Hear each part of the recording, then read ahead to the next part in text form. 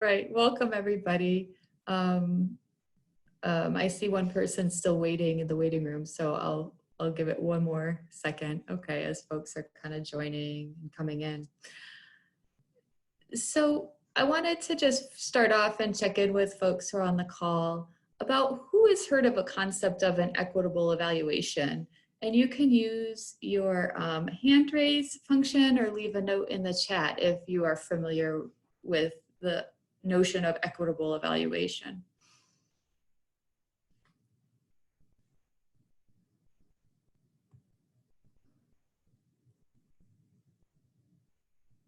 Okay. Either a quiet group or you're here to learn a little bit about it. So that's great either way. So some of you may have heard discussion of equity as both a process and an outcome. And an equitable evaluation frame really focuses on that process side pretty heavily. So we really encourage you to read and learn more about an equitable approach to evaluation work more broadly. And we have a resource list that will be distributed after this presentation with some resources around equitable evaluation.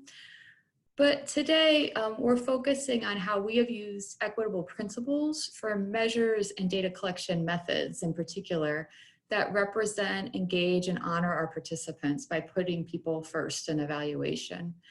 And we're really focusing on what the principles that the Equitable Evaluation Initiative have identified as multicultural validity and an orientation toward participant ownership.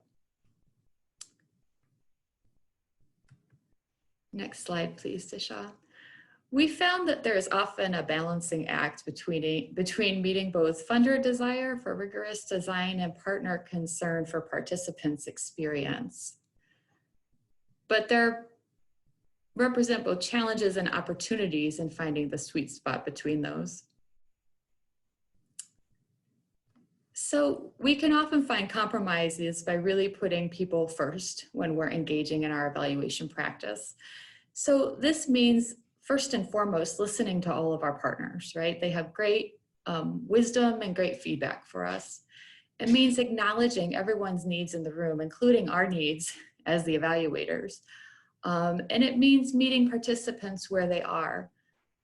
And equitable evaluation design addresses all of these things, including issues of access, that everyone has a chance to engage in evaluation, personalization around connecting those questions to lives and experiences, and real engagement that recognizes cognitive load and tries to keep people's attention engaged in the evaluation process. Next slide, please. So we're going to start talking a little bit about the role of measures in putting people first in equitable evaluation design. And so we know that the strength of standardized measures are that they have been widely tested and demonstrated to have important psychometric characteristics such as reliability and validity. But we also need to take a closer look at our standardized measures to make sure that they apply to the groups we are working with. So again, trying to break the silence a little bit today, we're wondering, have you, anyone on the call, ever used a standardized measure only to realize later it was not suitable for your participant population?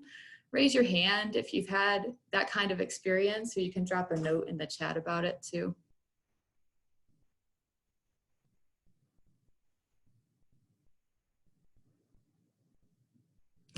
Yeah, all the time. This is being recorded. Right, so this is a thanks for those of you for your notes.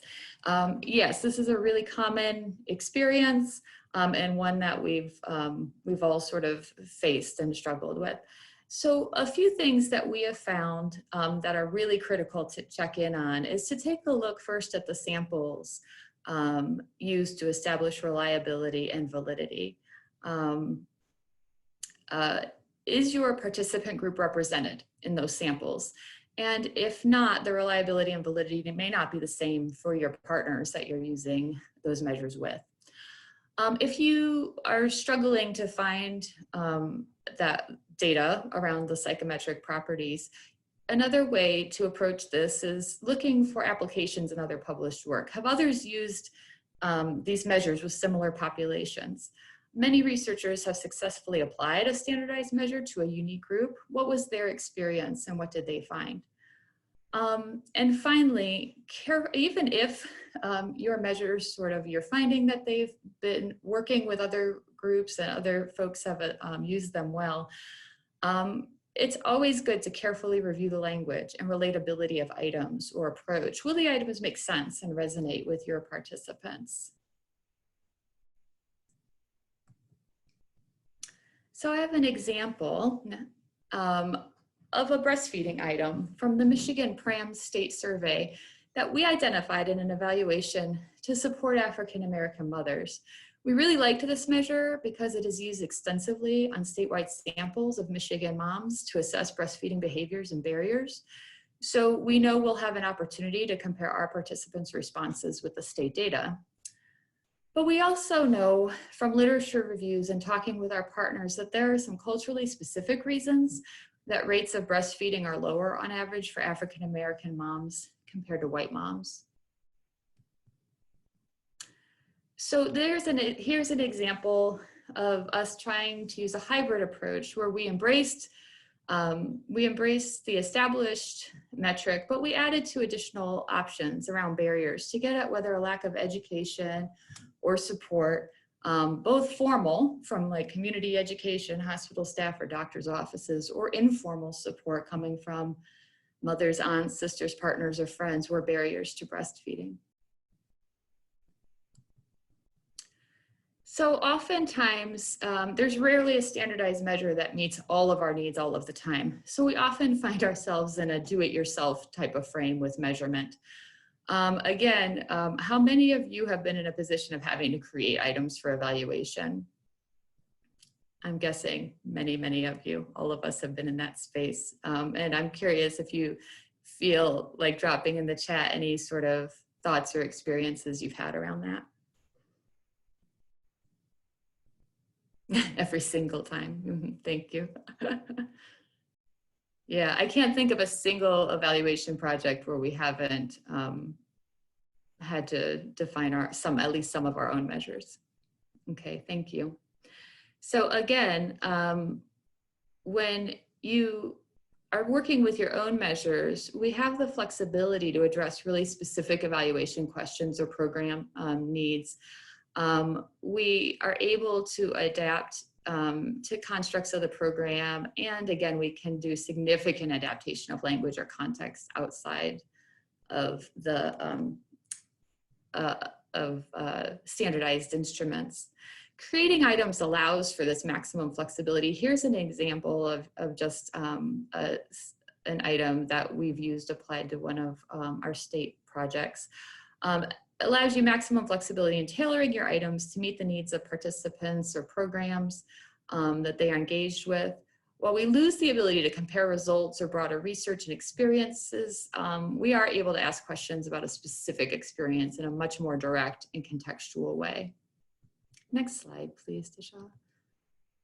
So it's not just the measurement items themselves, but how they are presented to participants that can have a huge impact on how participants understand, engage with, and relate to what you are asking.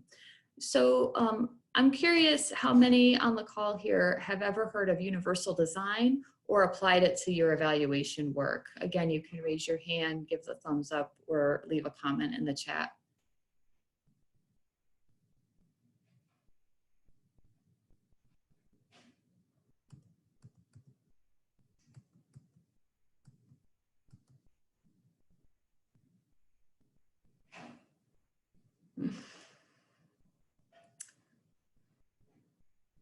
Yeah, universal design, Tatiana's asking about and what they propose for schools or a different form of design thinking.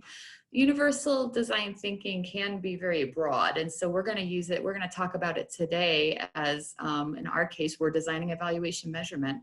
So it's been applied to everything from architecture and building and engineering, to school access, and we're going to think about it to many other products, and we think about it in the context of how we design our surveys. Okay, so it seems like, yeah, seems like this might be a slightly newer concept to folks. So, again, universal design is about creating products, in our case, evaluation measures as a product, that ensure that they can be easily accessed and used by all people. By thinking through how to support people with specific needs, it often elevates access for all people. One of our partners' concerns about how low literacy rates among our participants in one evaluation project was one of our gateways into universal design thinking for evaluation.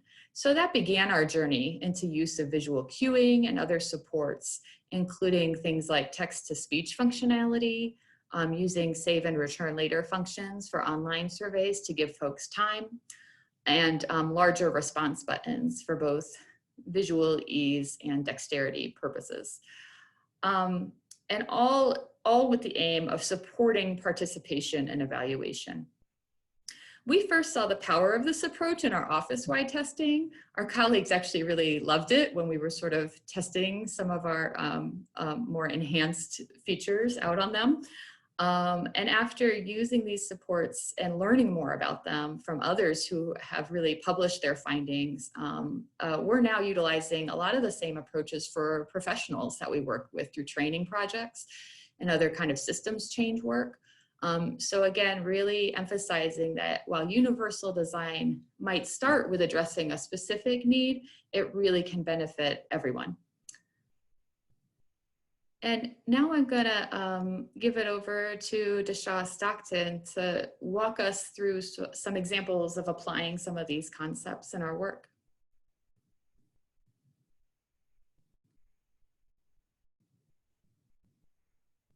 DaSha, you might be muted.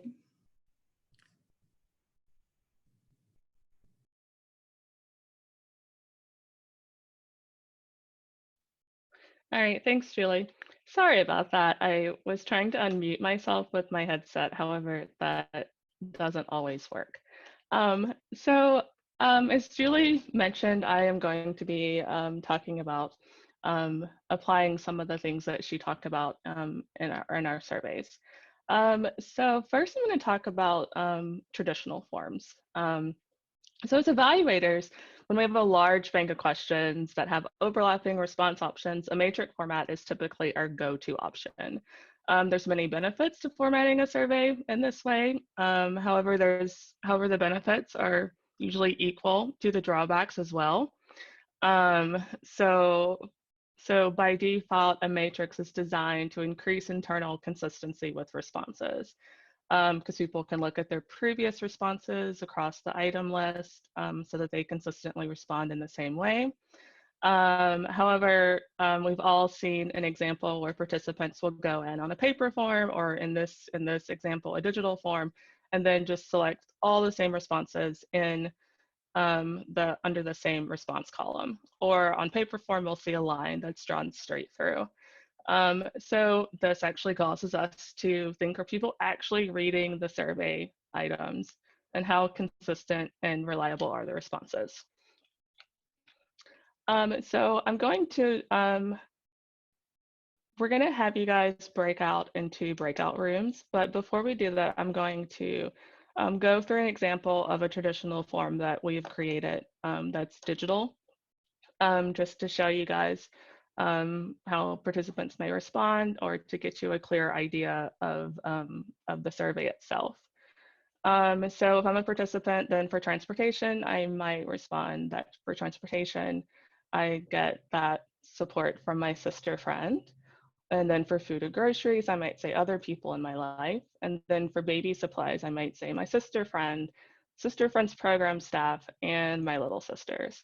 And then I might get to pregnancy. And despite the fact that this program is about pregnancy and childbirth, by this point I may be tired with the survey and just select, I don't need help with this. And then realize I have all of these other options I have to choose as well. So then just select them all for I don't need help with this, and then go to the next page to complete the survey. So now I've transitioned to questions that are about education and classes for your baby. So for pregnancy classes, I might select yes, and may have taken these classes from Sister Friends and for this pregnancy. So now it is your turn. So we're going to ask you to go through a sample traditional form on your own that we've created for this talk. You're going to be randomly assigned to a breakout group. For each breakout group, we will give you 7 minutes to go through the traditional form together and talk about it. We ask that one person's the timer so that you're aware of the time for 7 minutes. One person's the note keeper, and then there can be one person to report out to the group when we return to the larger group. However, it's not required for people to report out, obviously, or maybe that's not obvious. So we would like you to go through the surveys together. And when going through them, we would like for you to think of the key elements that Julie mentioned earlier in putting participants first. So think about engagement and the cognitive load and the attention involved when you interact with the survey, the traditional form. Think about the personalization element and how the questions connect to the lives and the experiences of the people taking the survey. So in this case, pregnant women or women who have just given childbirth. And also think about access. So do you think that everyone has the chance to respond to each item in a thoughtful and reflective way? So to get started, you guys can either type in the link that's on the right side of the screen, or you can open the camera on your cell phone and hover over the QR code. So we'll give you a moment to do that, and then you should receive a notification soon of which group you're in and to accept that. Okay, all right, thank you. All right, so welcome back, everyone. Is there anyone that would like to volunteer to share their initial thoughts or reactions to the survey around engagement, personalization, and our access?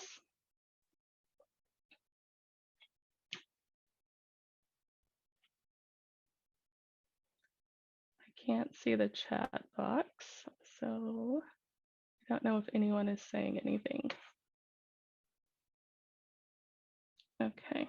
Do you want to, in our group, we noticed that top screen was a long list of items. It would have been helpful to have those in chunks and maybe in groupings that were logical. Okay, yes, that is an excellent comment.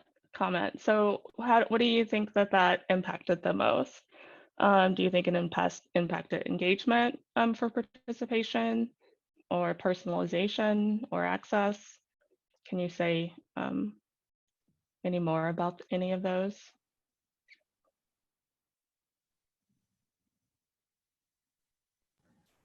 Some of my group members help out because I missed the beginning of the presentation. Sure, I'll jump in for a second. I think the matrix, I kind of love the matrix, but it's tricky when it gets that long. I think it could impact engagement because people will get fatigued just simply looking at a long list. Mm-hmm. Even though it probably only takes 1 to 2 minutes, it's really not arduous, but it might seem arduous. Right, exactly. Yes, yes. Does anyone else have any more comments? Let me check the chat box. Nikki in the chat noticed about mobile compatibility. Yes. So that is actually something that I was going to talk about next. So how about we move in, unless anyone has any other comments, I will move to talk about that.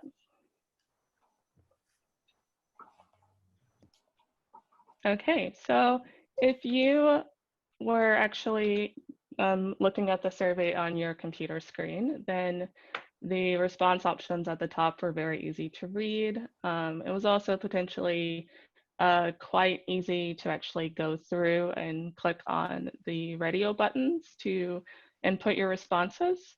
However, if you were on a phone, then you'll see that the response options at the top are really, really difficult to read and can truly impact how a person responds. I mean, can you imagine using your thumbs and fingers to put in the responses on these tiny radio buttons? We need, can you share your slides or share your screen again? I don't think we're seeing the slides on the presentation. Oh, really? Oh, it's because I went to the breakout room. Okay. I no longer have the option to share my slides.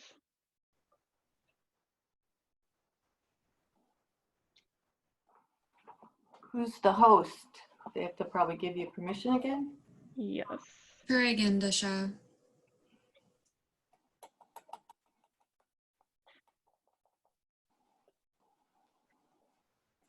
Okay, there it is. Thank you.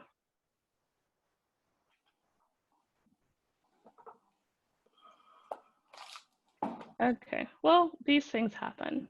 So I will go back to the computer screen. So if you were using the computer view, then you would see that the response options, can you see my screen now? Okay, so you'll see that the response options at the top are really easy to read. And it's actually easy to go through and click on the radio buttons to input your responses. However, if you use the QR code and actually open up the survey on your phone, then you'll see that the response options at the top are actually really, really difficult to read and can truly impact how a person responds. And it's also really hard to input information with your fingers or your thumbs on a cell phone. So one of the things that we did when we were first testing this is that it caused us to have to rethink our approach and to be more responsive to what our participants have access to, and at the same time to keep the questionnaires personable and relatable, which is actually a rather difficult feat to do. So we went through phases of wanting to provide both paper and online versions of the surveys to let the participants choose.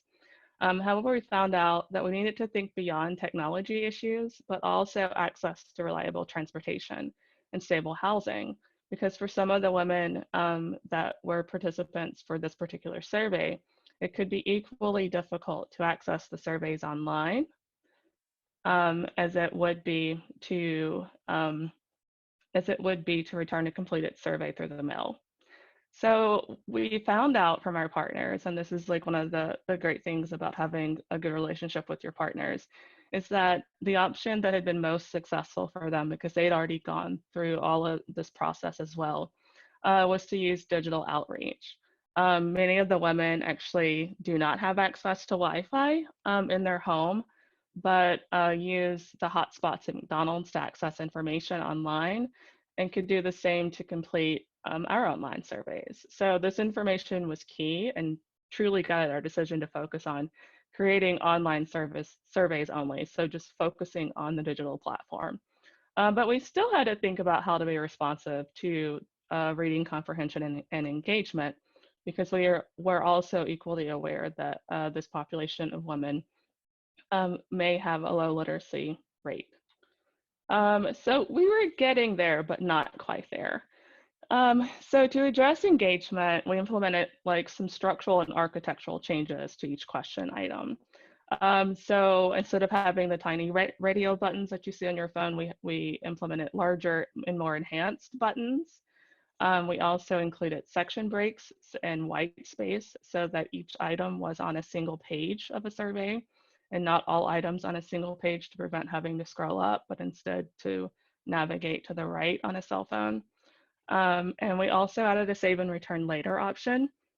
Given that the limited Wi-Fi access, we did not want people to have to get halfway through a survey and then go back and start all over. So people could have the option of saving and then returning and completing the survey at a later time. So, but this still doesn't really get at actually fully engaging the participant. So we started using full visual cueing. And so this is an example of one of our survey items that we use. And it has images and it has images associated with it. And so this is the first item line from the matrix that you just completed, where we ask about transportation.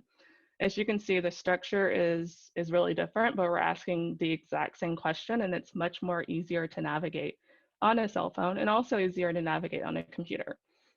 So a few things to point out is that these are the larger enhanced buttons. There's the save and return option as well. So if I am, again, if I'm going through this survey, then for transportation, I might say that I don't need help with this. And then for food and groceries, I get another visual image and I'm actually reading through and I can say other people in my life. And then for pregnancy, I might say my sister friend, little sisters, and other people in my life. And then another key thing that we implemented was section breaks and adding picture to the section breaks. So this is actually not something that you saw in the traditional form before. So in the traditional form, it went from the matrix to the next set of questions. But this is actually there to actually allow the participants to sort of have a reset moment, to go from answering questions about support and now realizing that they're shifting to answering questions about education and classes for their baby. So for this one, you can see that there's still visual cueing that's associated with each item.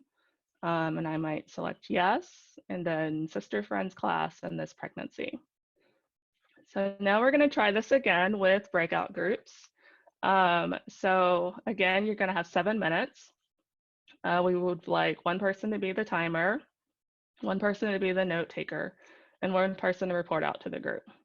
Again, we would like for you to go through and think about engagement, personalization, and access. You can hover your phone over the QR code again, or you can type in the link. So in a moment, you should receive a request to go into a breakout group again.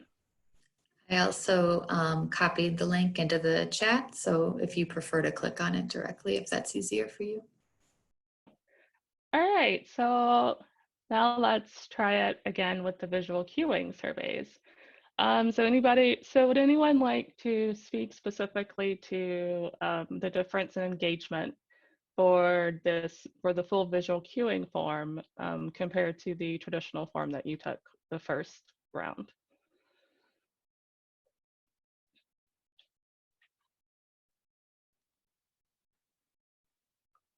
Oh, good. I'm glad you liked it.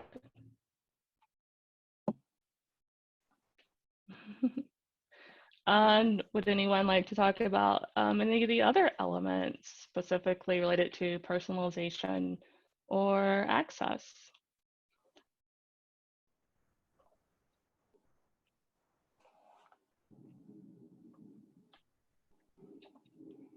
Let me look at the chat again.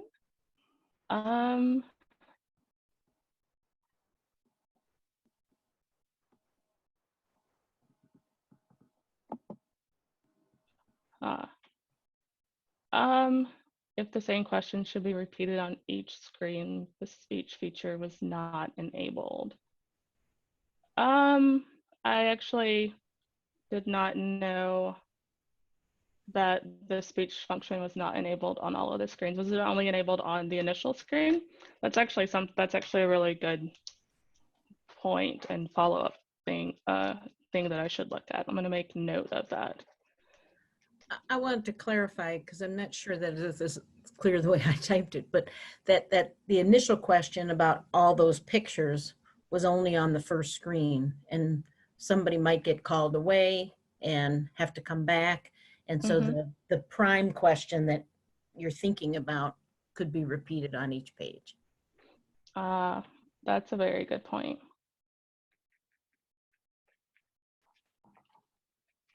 Okay. I will take that into account. Thank you, actually. That's really, really good advice. Does anyone else have anything that they would like to add or share before we tell you guys what we have been observing since we've been transitioning to this. Okay, so when we started doing this, the survey that you guys went through is actually the first one that we've ever done. And we've done several since then that are actually slightly more enhanced and have varying features associated with it. But this one was like our first pass at actually employing full visual cueing. And we didn't actually know what the advantages would be. We had speculations, but we have found that a lot of previous research has focused on nonverbal elements of the questionnaires by adding images and other visual representations, such as icons and so forth. And also using radio, and even as simple as using radio buttons instead of a drop-down menu options also facilitates people to actually respond more reliably in a survey. And so the studies, which are actually listed here at the bottom of the screen, and you'll get those in your resource list as well. They have found that just by adding a visual element increases completion rates. So you have less incomplete responses and you have more fully completed surveys across the population of people that are responding. One of the additions as well is there's also an increase in internal consistency. So people may respond one way for a quantitative question and then a different way for a qualitative question that's asking the same thing traditionally. But we found that with these surveys, that sort of removes that disagreement between survey items. And one of the things that also has helped with this is by adding the does not apply option that Julie talked about earlier. And that has a lot to do with the fact that it may be that not all response options actually meet a participant that's taken the survey, but does not apply does. Even if it's as simple as asking a question about transportation, it could be does not apply, could be an option. We don't have that in ours, but just thinking about the fact that people who are taking the surveys are at different points in their lives, so does not apply could apply to many aspects of a survey. So all of these findings are actually things that we have sort of seen show up as trends in our surveys as well. So our actual response rate has increased from 37% to 63% across our surveys. And we've also found a trend towards a larger variability across the response options. So instead of people selecting the same option that you typically see in a matrix, that trend isn't seen that often. And there's just more internal consistency overall, as I was saying before. The colorful photos also act as an extension of the item. So it helps clarify the item's meaning and its intent, and it makes it easier for people to actually understand what we're trying to ask and get at with the question. And so although there's all of these positives and advantages, there's also drawbacks and disadvantages to actually implementing visual cueing.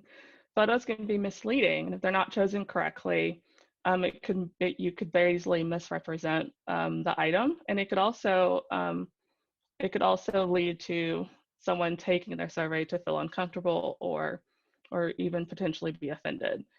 So it's always important to engage all stakeholders, as Julie talked about earlier, to review the images chosen to make sure that it is representative of the people that are taking the surveys. It's also imperative to show also restraint and not to over cue in a survey. So for example, you guys did not take this piece, but one of the section breaks for one of the items that we used was actually a standardized assessment for a depression scale. So for those, we only use a section break so that participants have the cue that they are about to answer questions about emotional support, but they do not get the visual cues that are associated with each survey item. So it would just look like this. Another drawback and concern is finding the right image. It's actually really, really difficult to find images of women of color that are pregnant or nursing or interacting with their children, that it actually exemplifies neutrality. So they're either overly happy or they're really frustrated, but nothing that doesn't exude emotions. And when you do find these, they typically cost more than the same or similar images of white women. So we actually find ourselves reusing the photos quite often across our surveys that involve like the same underlying concept. Another thing is using high quality images that are also agreed upon by the partners. So we have a lot of projects that work with children and youth with special healthcare needs. And so our constant debate is an argument is that not every child that has special healthcare needs, their disability is visible. So it's always important to make sure that you're showing pictures where all families are represented. And then another concern is the download speed and resizing the photos. So photos are typically really large, and you don't want any of your participants to end up like this guy, to where he's just waiting for the photo to upload so he can answer the question. So that's always important to do. Another thing is the cost and the time to build. It takes a lot of time to find the right pictures that are associated with each item. Talking with everyone, all of the partners involved to make sure that the items that you're choosing fit the needs of the participants. And it's costly in terms of the price of the images, because images can range between $11 and $50 each. And it's also the staff time to create the surveys. Like it can increase, it can take you 3 times as long to create a survey with visual cueing as opposed to one that doesn't have visual cueing in it. But a silver lining is that there's lots of sites now that offer free stock photos and images that are becoming more widely available. And you'll get that information as well in your resource list. An alternative option, which is something that I have done in the past, is that I've actually created my own icons or my own images, or used local photographers that have images that can be used as well. But if you're limited on the amount of visual cueing you can provide because of restrictions on money and time, then there's other formats that you can use with visual cueing as well. You can still use visual cueing with paper, and in that instance, you could still make it so that there's the section break page, so you would still have like the section like introductory page with the instructions at the top, which would then be followed by the traditional matrix. So there's still evidence of visual cueing, it's just not as extensive. And also we prefer to use the combination method of having participants to be able to actually choose if they want to do paper or digital surveys, that way that they have the choice and can do what they feel most comfortable with. So our experience with data collection has been that we have found different ways to get the survey links to people. We no longer just email, we also text. We are obviously formatting the surveys so that they can be seen and displayed properly on all electronic devices, regardless of the screen size. And we're also being responsive to the participants' needs from registration all the way to the end of completing the surveys. And I will say that the impact of COVID with having digital surveys has actually not been a negative impact. Our response rate for the Sister Friends program has actually increased. We attribute this because people have more time to complete surveys online since we're on lockdown. But it has not negatively impacted collecting our data digitally. I'm gonna go past this. So in conclusion, we have learned that we don't have all the answers, nor will we ever have all the answers, but we're learning so much from our partners and from our participants and from our experiences in general. And I think the most important thing that we have learned is that putting people first has been very powerful. It allows us to be creative in our design. It allows us to engage people at all levels. It also builds stronger relationships with their partners. And it's like an uplifting experience to be able to provide participants with the capacity to actually share their experiences in a program effectively. So that's the end. We want to give thanks to our partners that have allowed us to talk about their program briefly and to share photos that we've used from the surveys. So, does anyone have any questions or comments?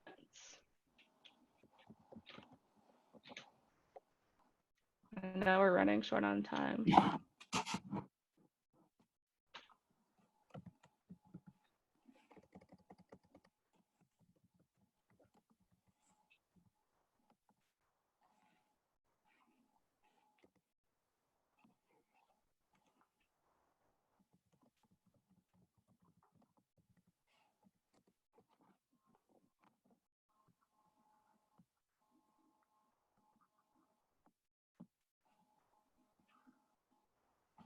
Okay, well, if no one has any questions, feel free to copy down our contact information.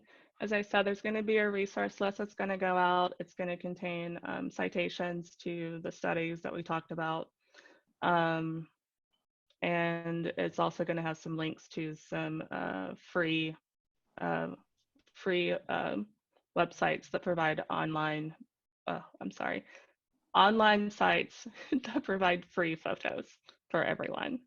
And our contact information is in there as well if anyone wants to reach out and ask questions.